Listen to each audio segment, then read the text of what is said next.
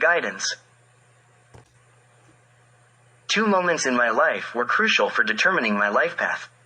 The first was the death of my father when I was only 7 years old, which made me experience all the realities of life and society at a very young age. The second was when I decided to drop out of my studies at the University of Belgrade and go abroad to fight against those ugly realities. I am grateful to my parents for being born and raised in a true Serbian family and in the spirit of Serbia. My home has noble roots dating back to ancient times, and my grandfather Vidak was the last official prince. During the time of the Nemanids dynasty, we belonged to the higher nobility and were masters of vast territories in Travunia and Hum. My father Ilija came as a volunteer from America to the Salonika front, driven by a sense of duty towards Serbia and the Serbian nation. I inherited this sense of duty from my father and ancestors. From the age of 10, I started reading books, starting with folk epic poetry and Njegoš, and then all the historical books I could get my hands on.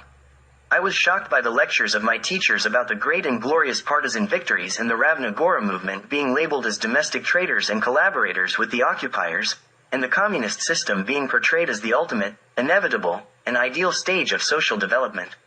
Those were the first and easily recognizable examples of falsifying history. Among the earlier events, the story of the Slavic migrations particularly caught my attention. Everything in that story seemed like a fairy tale, strange and illogical. In the 7th century, some say in the 6th or 5th century, nobody knows exactly when, some Slavs settled in the area from the Black Sea to the Alps and from the Adriatic to the Tatras. For one people to populate such an area, it had to be of several million. So where had they been before and where did they come from? What happened to those warrior tribes mentioned as Illyrians, Thracians, and Dacians, which had Roman military organization, law, literacy, culture, and civilization? Did they all disappear overnight without leaving a single trace behind? How is it possible that the once mighty Byzantine Empire allowed a wild people to settle on its territory all the way to Constantinople and destroy its citizens? They say it all happened, yet none of the contemporaries of those events saw or recorded it. When I came to Belgrade to enroll in a university, I faced a dilemma. My love and passion were for history, which I had developed from a young age through extensive reading and learning. However, when I saw the curriculum for history at the university, it became clear to me that I would clash with the professors and waste my time in vain. That's why I decided to pursue natural sciences, where they couldn't make a fool out of me, in order to acquire the necessary scientific education and secure some kind of career. But I had a firm resolve to later confront head-on the lies and manipulations with which official scientific and educational institutions had plagued the Serbian people. Quickly, I realized that in Belgrade, and in Serbia as a whole, there was a lack of necessary literature for studying ancient history and a certain policy of removing and concealing historical sources. Everything boiled down to the 7 offensives, and the history of the labor movement, Deretić, and Porphyrogenitus. The 7 offensives were nothing more than 7 more or less successful retreats.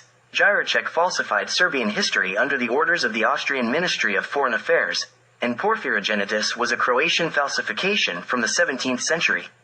The political reality imposed a distorted image of intellectual reality. Science was transformed into apologetics, and intellectual creation was reduced to sycophancy and glorification of the dictator and his regime. Anyone who wanted or dared to open their eyes could see the ugly reality in which the Serbian people found themselves.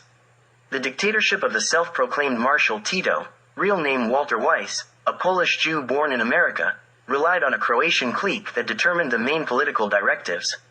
Their policy towards Serbs manifested in the following ways: the territorial fragmentation of the Serbian people into 5 republics, Serbia, Montenegro, Macedonia, Bosnia and Herzegovina, and Croatia, and 2 autonomous provinces, Vojvodina and Kosovo and Metohija, with the tendency for them to become republics as well.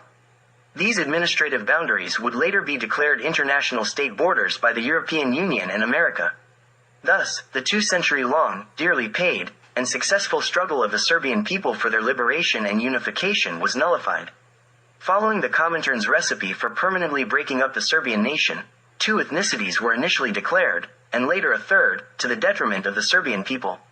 These were Montenegrins, Macedonians, and Muslims. The Serbian Orthodox Church was also divided, and the Macedonian Orthodox Church was proclaimed. Out of the 4 local dialects in Macedonia, the one that was furthest from the Serbian literary language was chosen and declared as the Macedonian language. The Serbian people have been accused of waging wars for the liberation and unification of their people and their lands, being portrayed as aggressors and occupiers of foreign territories, while the true picture of events was completely distorted. This inverted image of events was justified by some so-called historical science. Based on this kind of historical science, the territorial fragmentation of the Serbian ethnic group was established, suppressing and erasing Serbian cultural heritage and disputing civilizational achievements. Serbs were presented as a dark, barbaric nation that sneaked into foreign lands somewhere in the 7th century, coming from nowhere and meaning nothing, incapable of forming a state worthy of the name until the 12th century. And then, everything they acquired was supposedly stolen through rebellions, like beggars, thieves, and wretches, deserving only contempt. Deemed incapable of any original creativity, they were forced to depend on others. Anything Serbian was labeled as primitive, valueless, and inferior to anything foreign. The ultimate conclusion was that such a poor nation should not exist in this world. Therefore, every Serb carries a burden of conscience and feels shame before others for belonging to the worst nation. Our ancestors were all portrayed as barbarians, so even today, we are expected to resemble them, to be some modern barbarians since we have no one else to look up to. All this political and cultural anti-Serbism stemmed from history that I already knew was false and manipulated according to someone's political objectives.